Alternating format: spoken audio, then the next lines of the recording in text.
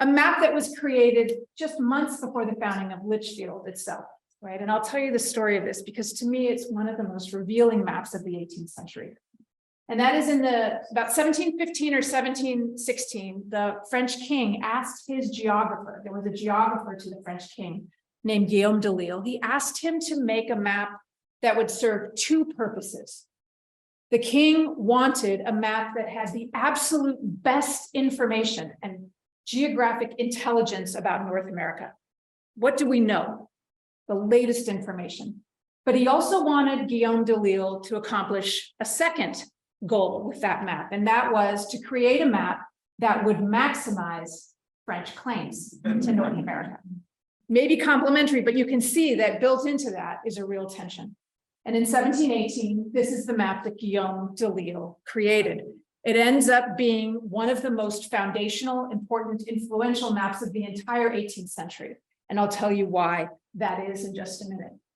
He publishes it in 1718, and it becomes instantly the most controversial map published in Europe at that point, right? And you'll see why the British were especially outraged by what they saw.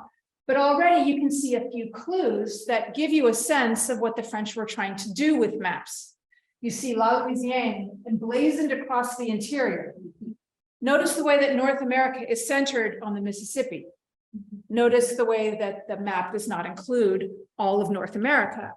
It cuts off vast swaths of what will become Mexico, and also the far west, which was then New Spain. And all of that is deliberate. The French claims really did center on the Great Lakes that Champlain had done so much to explore along with the tribes of the Great Lakes, and then also LaSalle and others working their way up from what became founded as New Orleans in 1718. Okay. And here we need to understand something really signal about the differences between French claims to sovereignty and British claims to sovereignty. The French thought of their control of North America primarily through exploration, not just exploration, but exploration of waterways. And so it makes perfect sense that de Lisle doesn't just center the Mississippi, but you'll also notice that the river system, the watershed, is exaggerated a bit. Right? It jumps out at you in the eye. And you can also see, take care, and I'll zoom in for you in just a minute, to see the tentacles, it's falling in my hand, of the Ohio River, which go all the way up here. He's really tried to maximize this because everywhere the French explored up and down the Mississippi, they also claimed all the tributaries that flowed into the Mississippi. Now let's contrast that with the way the British understood sovereignty, which was, as with Litchfield, through settlement, people here developing roots. And those claims couldn't help but become a collision course. Okay, and I'll bring in the indigenous perspective in just a minute. But that explains, if we zoom in, why the British had such a problem with this map. Okay. All along the map in the southeast, you can see that de Lisle has identified indigenous settlements. This is strategic on his part. The French made very, very strong efforts throughout the 17th and 18th century to endear themselves and enmesh themselves within tribes in the interior as trading partners, but also because they needed them.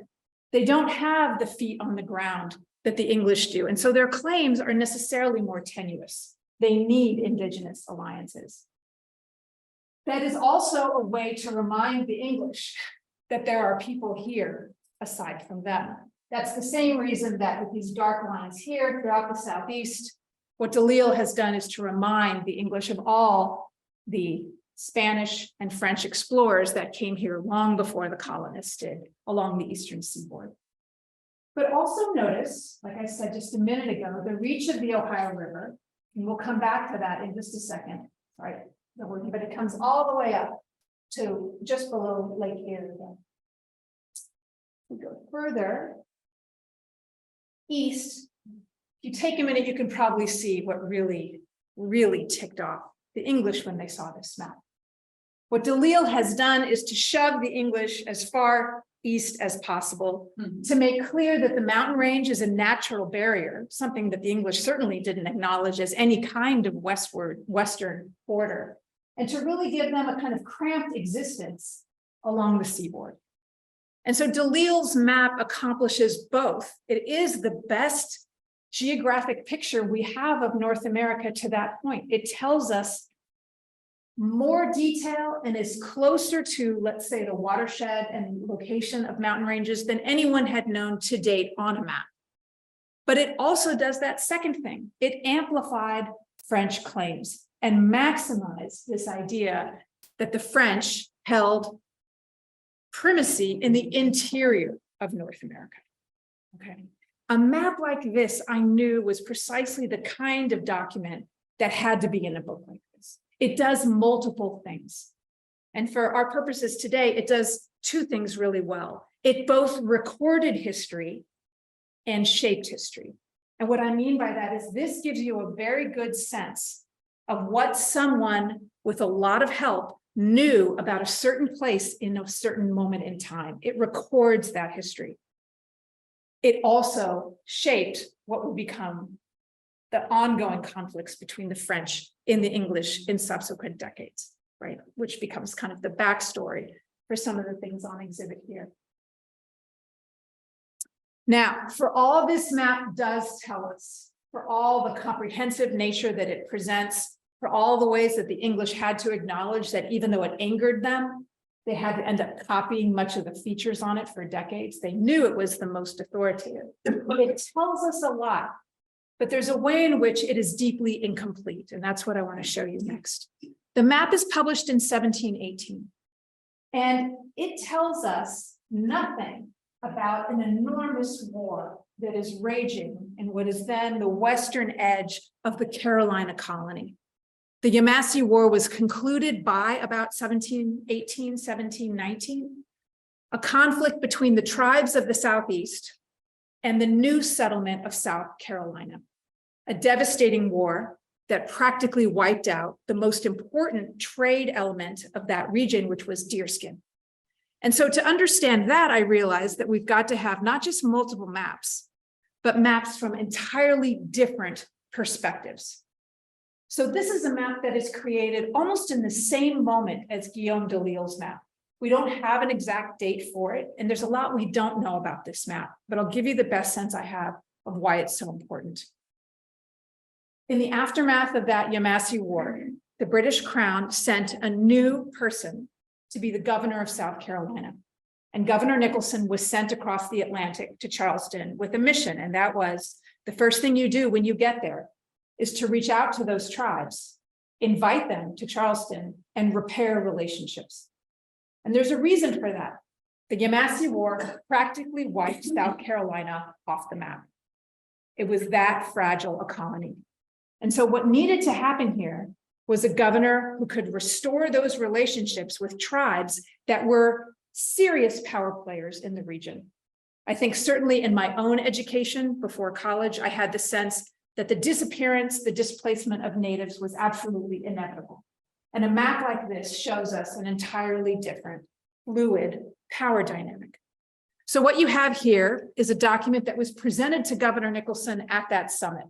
He brings those tribes to Charleston, and he's surprised that he is presented with this, and it's a map, and I'll show you how in just a minute. What we don't know is precise authorship, but we are fairly certain that it was given to him by either a member of the Cherokee or the Chickasaw tribe, two of the largest and most powerful tribes and bands in the Southeastern Confederacy. It is originally on deerskin. It's been copied here, but you can see there are the hoods, okay, in the corners. And then I'll zoom in for you in just a minute, but what you see, of course, is a series of circles. The circles correlate to the individual bands. The size of the circles, Native American scholars believe, corresponds to the perceived power of each of those. Crucially, you see Virginia identified here, Charleston over here. So if you'd like, you can imagine this as the Atlantic. If you tried to turn it 90 degrees, that might be helpful in terms of orientation. But it's not a geographic map. It's a map of relationships and power. Power in terms of the circles, but then notice the connecting lines between some of the circles. Notice that some tribes are connected and some tribes are not. The best scholarship on this map suggests that the Cherokee and the Chickasaw authored it to present the governor of South Carolina, with whom they were meeting, with the proposal of an exclusive trade arrangement with the new colony of South Carolina to restore the deerskin trade. Their relationship with Virginia had recently been ended, which is why you see no connection between these two tribes and the colony of Virginia. And Governor Nicholson himself was trying to amplify the port of Charleston to begin to compete, not just with New Orleans on the Gulf, but with Norfolk and other ports further north in Virginia. So it's a trade negotiation that's happening through this deerskin map. And it reminds us that in the era before the primacy and the centrality of the English colonies, we have dynamic presences of multiple powers here. I've shown you the French, the British, and the indigenous so far, that this is a period of high imperial rivalry well into the middle of the 18th century. And that's something that we need to remember and remind ourselves that before the mid-18th century, there was a tremendous struggle for power, and one that a map like this can do much to help us think about. You can see here the representation of the port. Oops, sorry, this is an awkward little pointer with a ship, right? That's the port of Charleston. And you can see, just as I mentioned before, that Charleston and Virginia are both represented as angles. And this is just the details about from Nicholson himself explaining to the Crown what this map was trying to do. So I knew a map like this would be really useful, not just in showing people radically different perspectives of space, but also showing them that you can only find certain kinds of history through documents like this, as opposed to this. That for all the incredible comprehensive information that the Delisle map delivered, it is completely silent on something that was quite literally earth-shattering for the people who were inhabiting the Southeast. And so I wanted to think about maps that silence, and as well as maps from radically different perspectives. Now, because this is an exhibit on the Western Reserve, I wanted to draw your attention away from, where am I? The Southeast, where we were talking, that was the Yamasee War around here with all the tribes you can see. And let's travel up, because this is the other real tense area of intrigue. If the French are pressing their way from the Mississippi eastward, right, against the Appalachians, that's another reason for the Carolina colony to befriend and strengthen the relationship with those natives as a buffer against the French. Further to the north, there is all kinds of activity that begins to develop in the 1720s, 30s, and 40s on the banks of Lake Erie and what we would now call the Ohio Valley. The French are becoming more and more active in moving up the Ohio River and beginning by the 1750s to build forts, to assert themselves relative to the English on the eastern side of the Appalachian Mountains. And so I wanted to show you briefly, I don't have too much time to linger on this, but again, at precisely the same time that Litchfield was founded and the maps we just looked at were being created, here is one of the earliest maps that we have by a European of the indigenous presence in the Ohio Valley. It's Cadwallader Colden's. This is a reprint. It's originally printed in 1723, but his understanding of the tribes that make up this interior space. I show this only because you could probably notice that it replicates exactly Delisle's understanding of the Ohio River. So here's an English pushing back against the French, but still using exactly that intelligence. But the other thing, again, that it reminds us from an English perspective, not just an indigenous perspective, is how much the English depend on their relationship with the Iroquois. And to make a long story short, the creation of this particular map had everything to do with the governor of New York sending Cadwallader Colden up to Albany in order to meet with those tribes and to broker a relationship that would allow the Algonquin peoples further west to safely come across to trade with New York.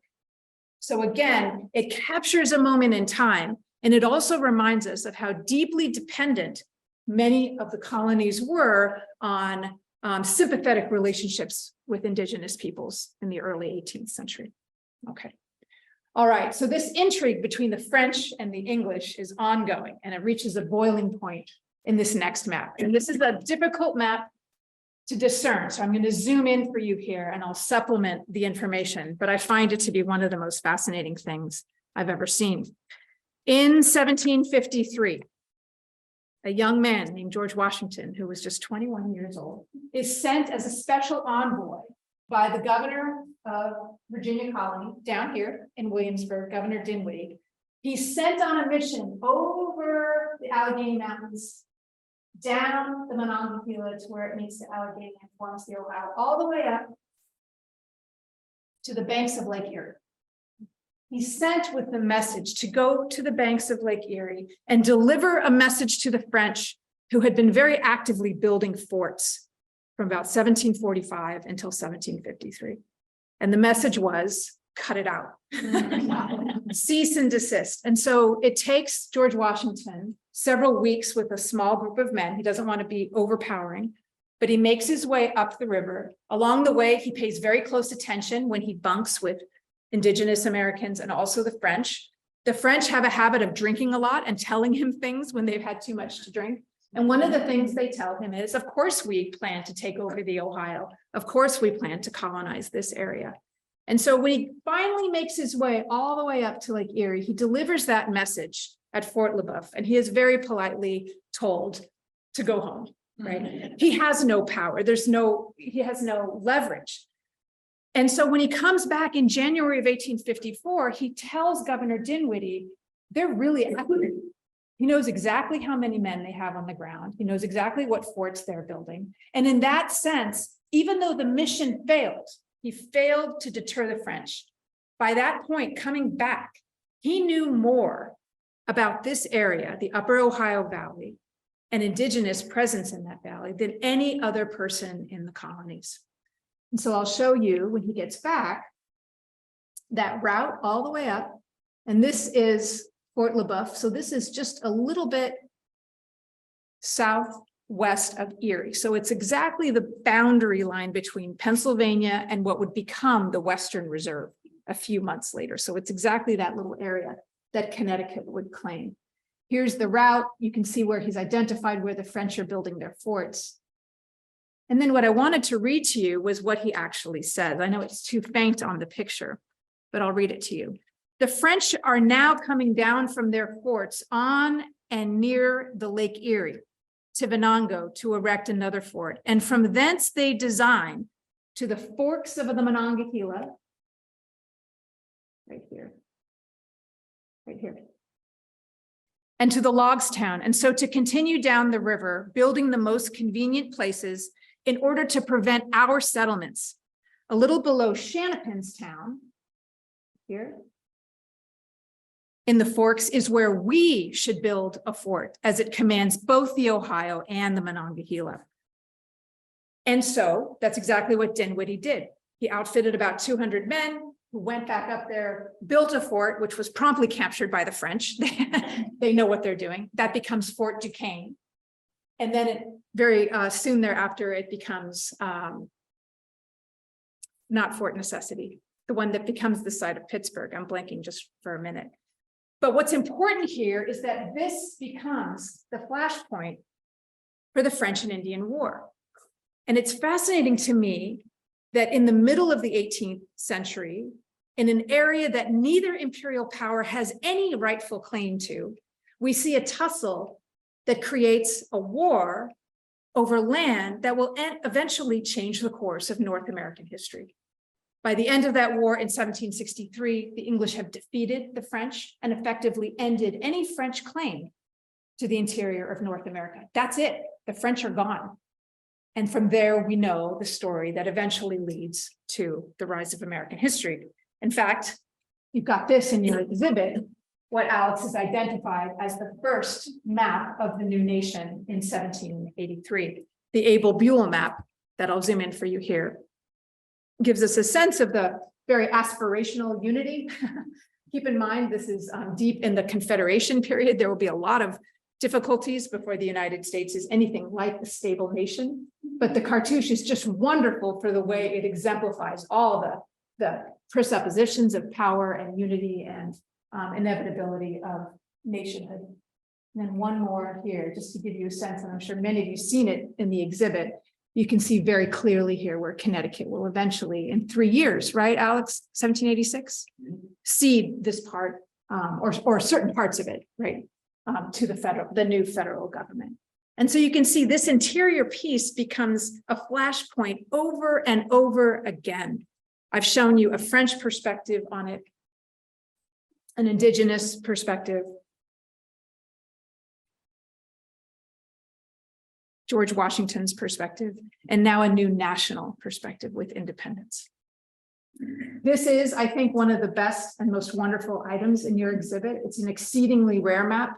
Alex knows much more about this map than I do, but it's a wonderful document for showing us just how provisional the knowledge at the time was about where state boundaries began and ended. Those colonial rifts would continue for decades. I know that the boundary between New York and Pennsylvania was not settled until the early years of 1800, right? And other states continued to have tussles like that. So the maps that I've shown you to date, or to this point in the talk, are pretty privileged documents. These are rare maps, these are priceless, these are hand-drawn much of the time. And we call them sort of tools of high power in diplomacy.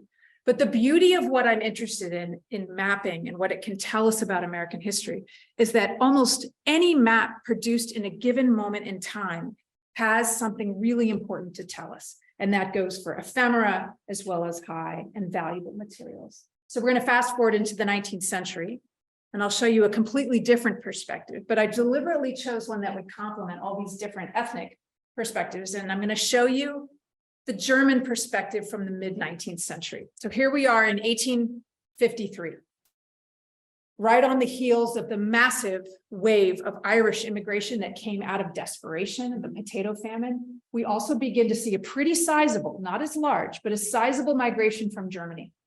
All the Germans in the 1850s who were fleeing the failed revolutions of 1848. These men were highly educated, what we would call political liberals, very centered on rights, and very much dissatisfied with where their government was going. And because they have means, they have options. And so it's fascinating to me that there is a map that is marketing to prospective immigrants potential destinations. And just think about it for a second. I kept thinking to myself, why isn't there one for the Irish? And then I realized, like, that wouldn't be. There wouldn't be the kind of freedom to choose for the Irish. The Irish came beneath desperation, right? Anywhere they could go, and usually ended up remaining the first place they landed. The Germans are in a very different situation. They often migrate as groups from their particular families or villages of origin. They seek similar kinds of challenges that they were trained to and skilled for in Germany. And so let's zoom in for you here. You can see just before I zoom in for you, the typical German typeface. These are lists of all the potential places, destinations, and distances, even costs of passage. And then if you zoom in, I want you to just let yourself sink into this map a little bit. My students love working with this map in all kinds of classes, including a class on the decades before the American Civil War.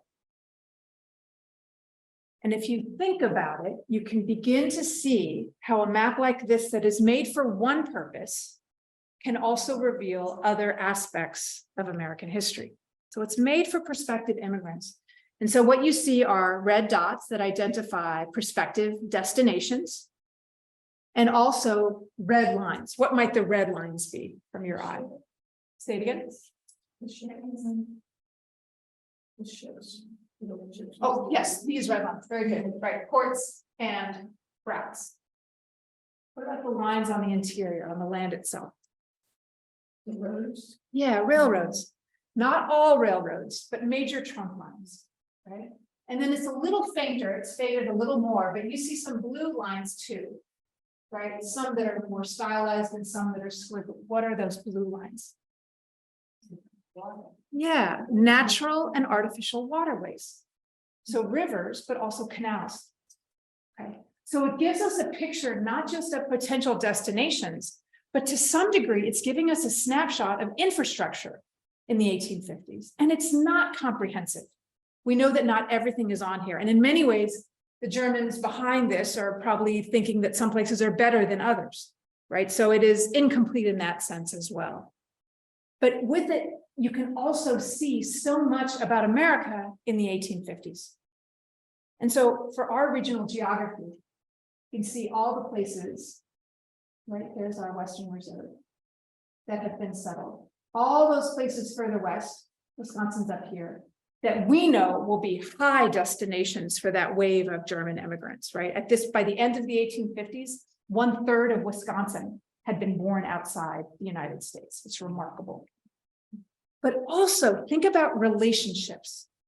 My favorite part of this map is to think about the way that the Northeast, through infrastructure, had successfully brought this area into its realm and its orbit.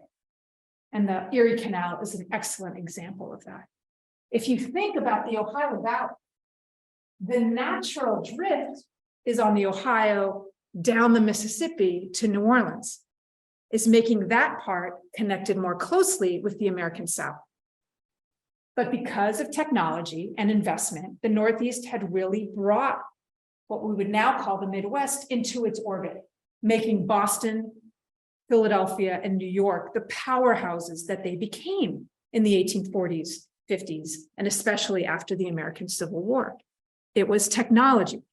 And so from a German perspective, it makes perfect sense why almost none of them went to southern destinations. They cannot compete with slave labor. The exceptions are St. Louis, right, where there's a large German population, a city, and then parts of East Texas, right, where it was a little bit friendlier to settlement without slavery.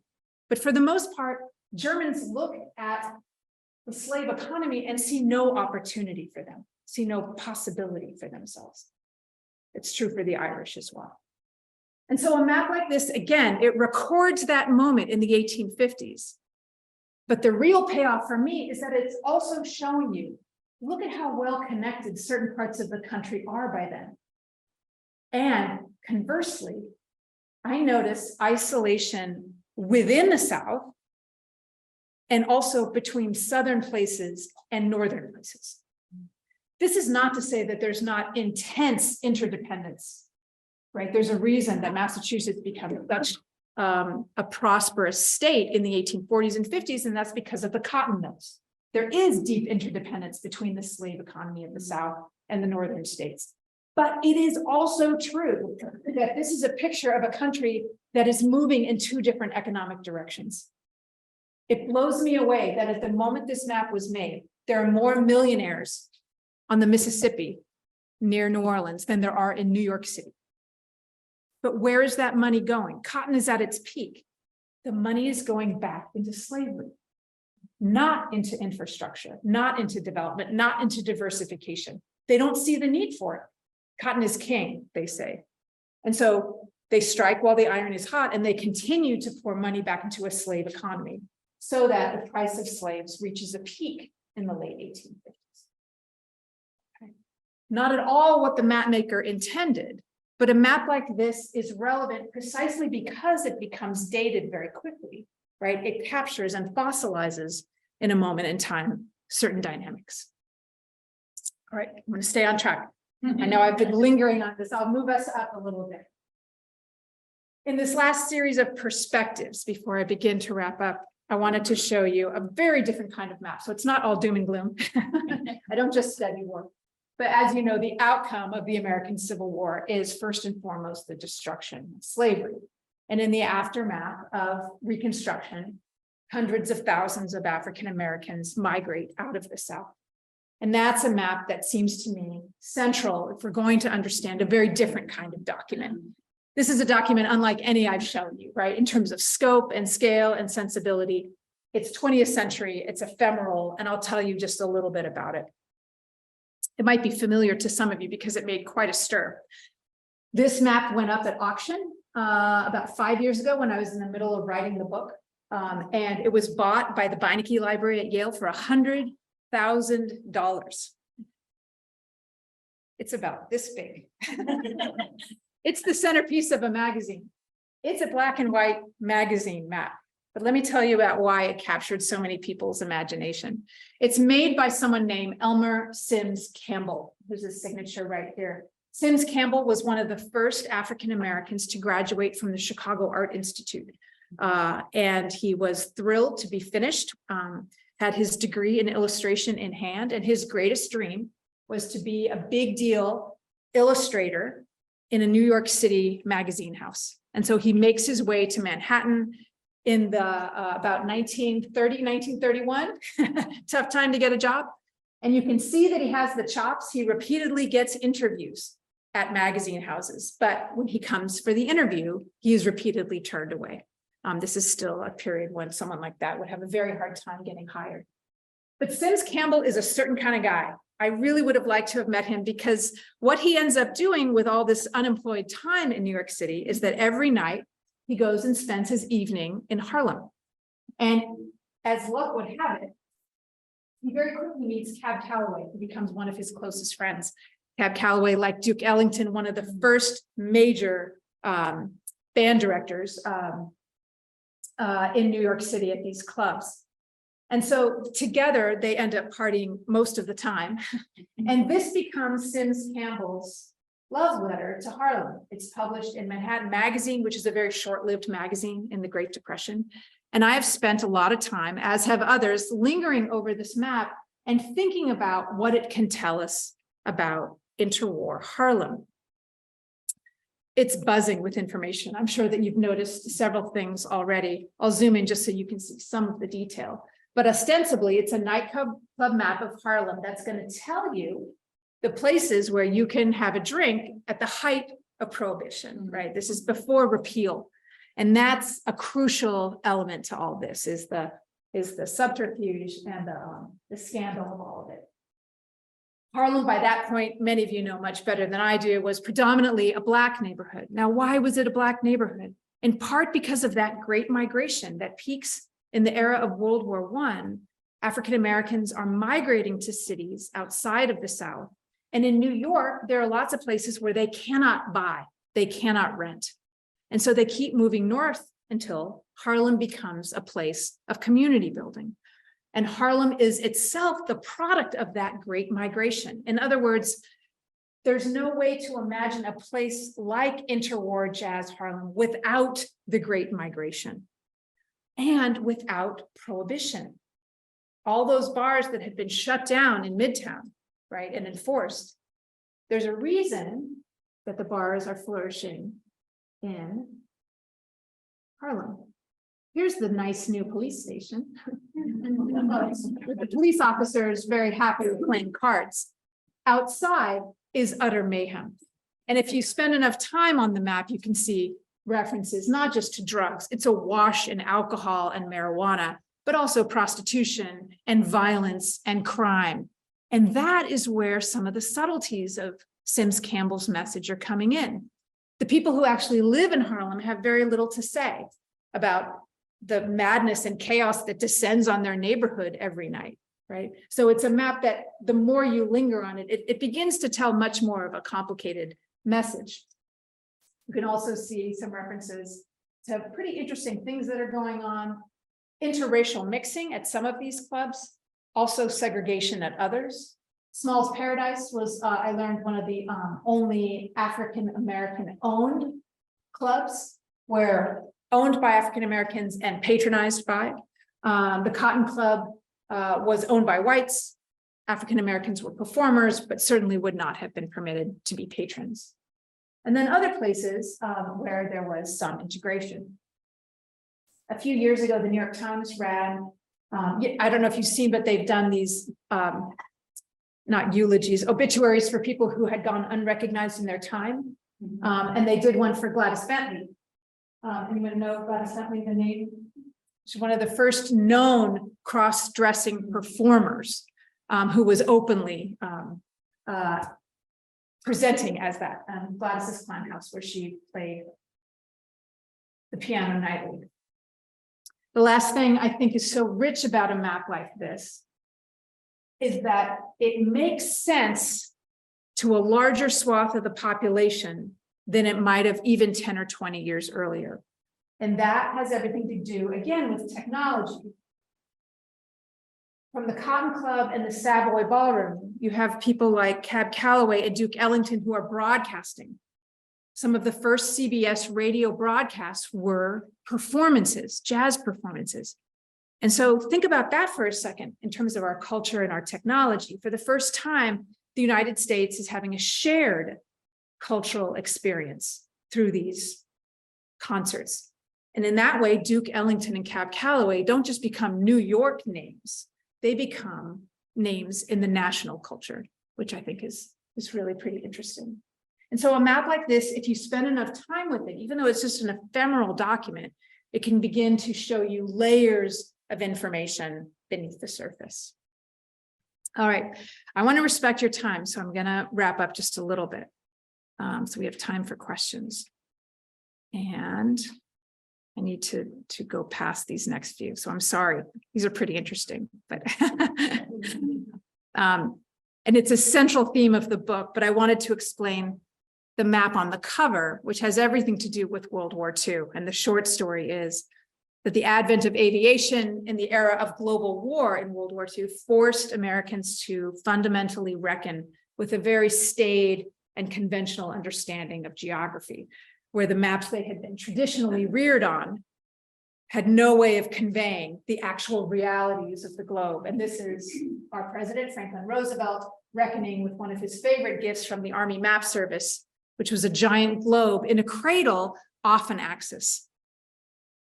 FDR was Assistant Secretary of the Navy in World War I and had a phenomenally adept understanding of geography.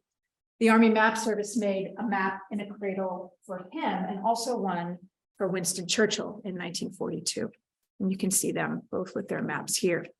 And the point of that, which is why the map is on the cover of the book, is that it wasn't a map maker, but an artist like Easton's Campbell, who all through the 40s forced Americans to understand that their relationship to geography had to change, that they had to understand that the Atlantic and the Pacific were not buffers protecting the United States, and that even before Pearl Harbor, this is a year before Pearl Harbor, that they had to consider the threats, especially in Europe, direct threats to American security. This is the height of Charles Lindbergh's power when he was saying, this isn't our fight, right? This artist, Richard Eads Harrison, on the pages of Fortune magazine, was trying to explain week after week through these gorgeous images and atlases that flew off the shelves, that this is everything to do with us, that we are vulnerable over the poles, and that aviation has really destroyed the concept of distance, that geography itself has to be reimagined. So that's a pretty central story to the final chapters of the book, which reckon with geography in the age of aviation. So the big question that I tried to reckon with at the end of this book, which is the thing that bedeviled me the most, was I had no idea how to end it. I had never written anything that came up to the present. I'm very uncomfortable in the present. I don't like to talk about anything after Vietnam. I'm very insecure. I never call an election. But I did need to think about how to say something meaningful about where geography and geographical understanding is now. And so I punted a little bit, and I'll show you what I did. There's a company in Silicon Valley that's called Deep Map. One word, of course, because that's how companies are called now, right? And Deep Map creates the systems that govern autonomous vehicles. And to the best of my ability, I will explain what many of you probably know much better. Autonomous vehicles are outfitted with sensors and cameras. They move through space with those cameras and are constantly picking up data that goes up to the cloud and that is used for the same vehicles behind them. the vehicles before them have taken that data and sent it down to sensors, right? And so cameras and sensors are the governing factors that create the map that moves the vehicle through space in real time. Now, in some ways, this is unlike anything that I've shown you today and anything else in that book. The maps that Deep Map creates are never seen. It is simply a database. It is never static. And it is never rendered in 3 dimensions, right? And in that sense, we're in a fundamentally new frontier in the same way that all of you have in your phone, right? In your pocket, a certain kind of map that isn't anything like something that you grew up with, right? But in another way, when I was thinking about this and people in Silicon Valley were explaining it to me, I realized that it is very much like all of the maps I've shown you. And what I mean by that is that in the same way, all the maps I've shown you have been about something along the following lines: movement, discovery, reconnaissance, or exploration. Maybe not all of those things, but every map I've shown you is something about one of them or a combination. And in that respect, this map is not that different from the map that opens the book. This is a map from 1490. It's familiar to some of you. I know it's a very iconic piece in the British Library. It's one of their great treasures. It's made by the most important map maker of that time, Henricus Martellus, who was German but working in Venice. And it's crucial for our purposes, and the reason I chose it to open the book was that it is the picture intellectually of the world on the eve of Columbus's voyage. So in 1490, there are some pieces of it that are very, very old. It looks like a Ptolemaic map from ancient Greece. In some ways, it is not that different than the picture of the world geography that had been in place for hundreds of years. In other ways, it's very cutting edge. You see Bartolome Dias's very, very recent 1488 expedition all the way around the Cape. And that implicitly suggested to Europeans that you could go that way and that that would be the way to get to where they all wanted to go, Asia.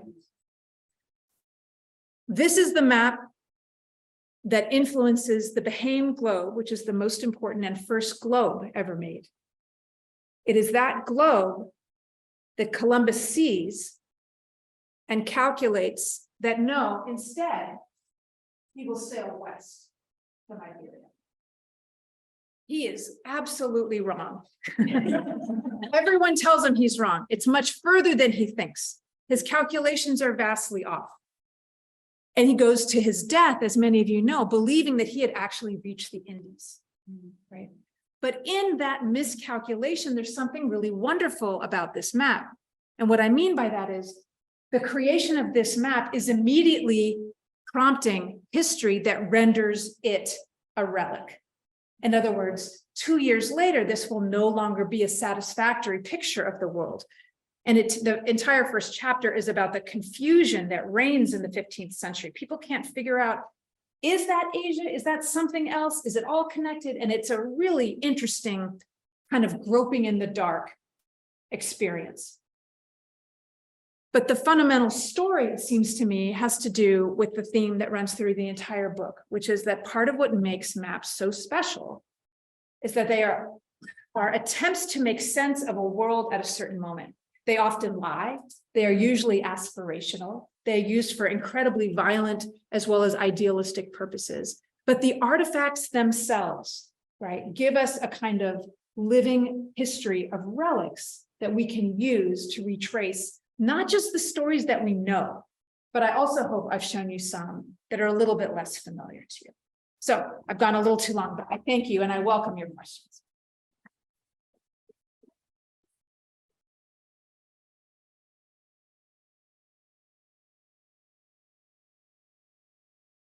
Okay, so, Sean has a question. Actually, the Zoom audience. Oh. Just a reminder, repeat them, so. Thank you, I will do that. Margaret Hunt was interested, you were mentioning some of the students you work with, working with some of those maps. So I'm curious, what are the names of some of those classes that you teach that you use these maps in? Oh, that's a great question.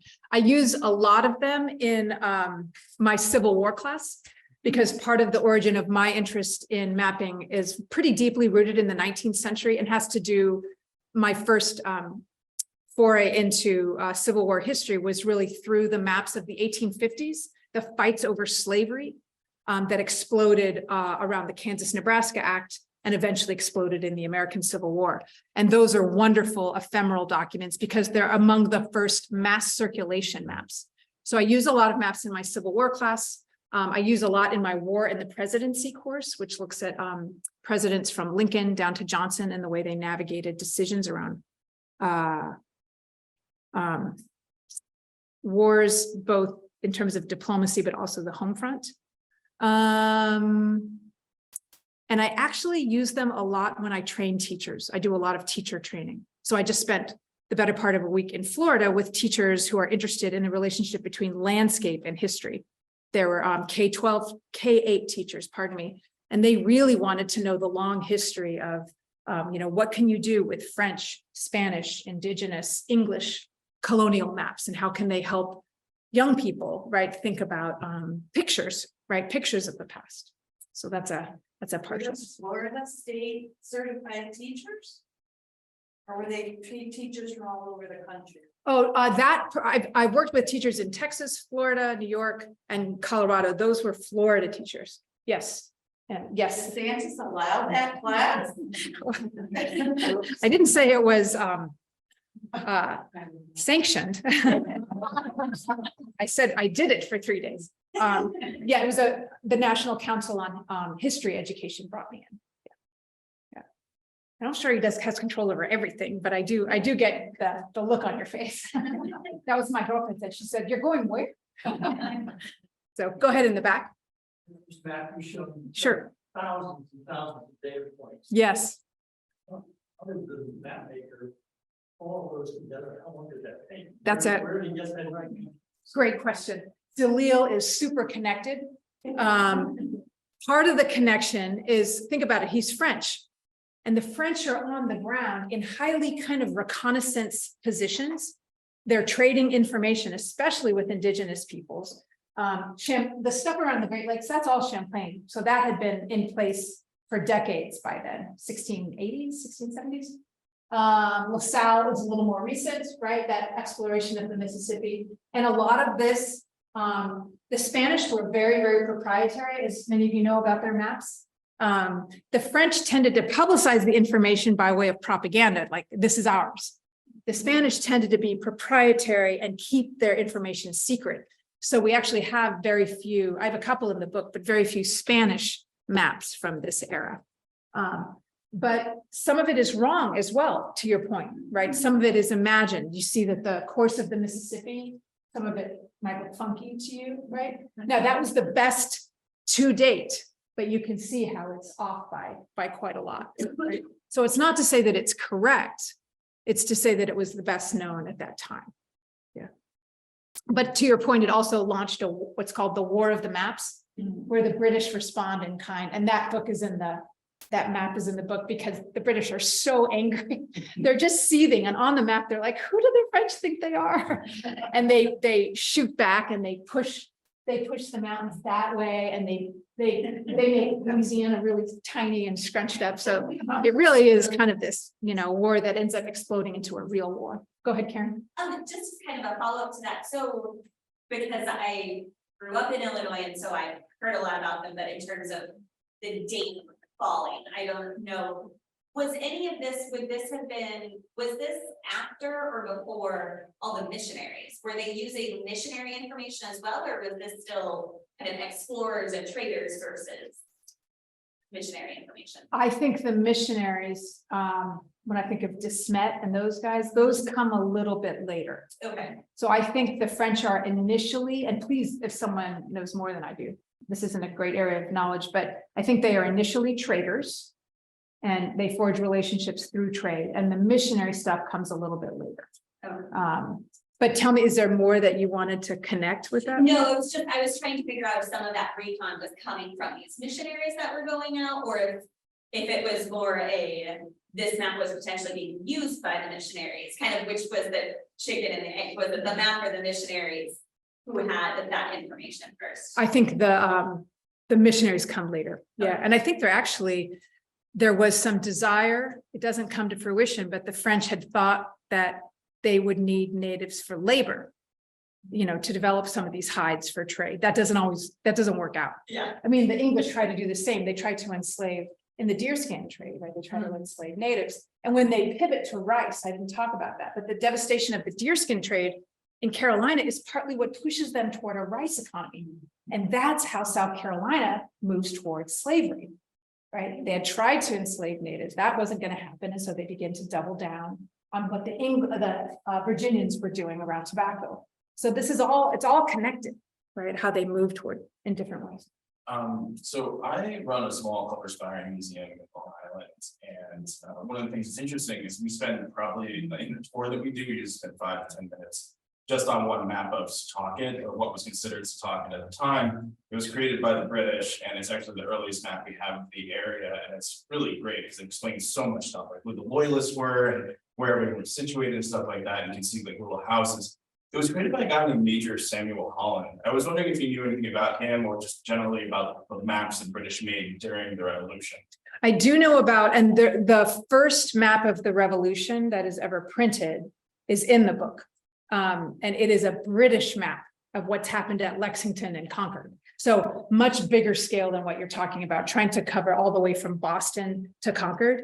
But you can see little clues in there because the British are outraged at the way the Patriots are fighting. They don't know that a war is coming yet, right? So it's a 1775 map, but they say things like they shot from behind rocks. And so the British soldiers are all standing like this in formation, but to me, it's really cool because they don't know what's about to happen. Nobody knows what's about to happen, right? It's a skirmish. So there are a few of those British made maps, and they're made, some are made for leadership in England. And I think that some were made to kind of persuade the English of what was happening, that they needed to double down. I mean, part of the crown is cracking down, right? And that's what's leading to some of this rebellion. So those, I know a few of them in 75 and 76. And then the other one that's in there is the map that's made when the British lay down their arms at Yorktown. So the final battle. And that's from an American perspective. Yeah. But that's cool. I'd love to know more about it. Sam Holland is his name? Yeah. Yeah. I don't know the name. Yeah, he's collected in the Clemens Library at the University of Michigan. Yeah. He digitized most of them, but for Long Islanders, it's the most detailed, like beautiful maps that he made of like 4 spots where the British were situated on Long Island. Oh, that's great. Including my hometown. Yeah. And Clements, they really are assertive about acquiring that stuff, right? They're a great map library. Yeah. Sean. You had mentioned that you don't like talking about the present, but do you feel that there are the same biases and goals of map making in the present, now that the world has mostly been discovered in that? It's a great point. I'm allergic to the present just because I think I'm mildly overwhelmed by what's happening. I do think that, and this pertains to our issue about mapping, because of exactly what Sean said, most maps now are not about discovery and exploration. They haven't been for over a century. Most maps now are data maps. And that was the subject of my second book, Mapping the Nation, which was really about what a revolution occurred in the 19th century as people began to see that a map could organize data and information, not just the landscape or wayfinding points. And so what you see in the 19th century, first in England and Germany, and then in the United States, the first maps of disease, the first maps that think about patterns of temperature, the first maps of rainfall. And in the United States, one of the first thematic maps ever made of the population is slavery, right? So the first experiment with mapping census data in the US is mapping the slave population. And so that revolution, I think, in the 19th century is still fundamentally the way we use maps today. If you think about most maps you see in the New York Times, for instance, right? They're maps that are trying to help you think about patterns and distribution, not, to Sean's point, about discovery or exploration. That's what I meant about being allergic about the present. No, I love new maps. And also maps today, I was really struck. I went to the Association of American Geographers annual meeting. It was held in Denver in April. And most academic meetings, you may know this firsthand or not, they're pretty quiet affairs. The geographers, in part because GIS is so important for so many industries, that meeting was enormous. I think it was 4,000 people, which for an academic, I mean, you would never find that many historians in one state.